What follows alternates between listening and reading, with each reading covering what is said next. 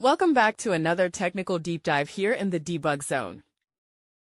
Today, we're tackling a big question and breaking it down with insights from other users. Hopefully, this clears up some misconceptions and helps you get the answer you need. So buckle up, stay a little curious, and let's jump right in.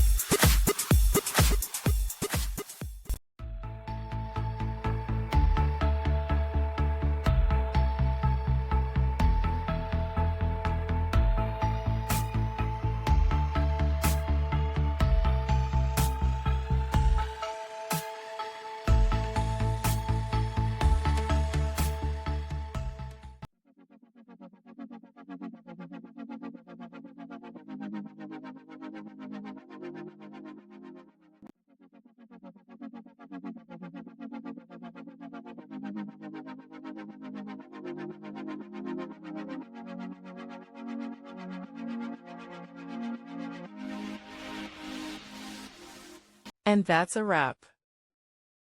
I hope you found the answer you were looking for. If you did, take a second to hit that subscribe button. It really helps out. And let me know in the comments which solution worked best for you. See you next time in the debug zone.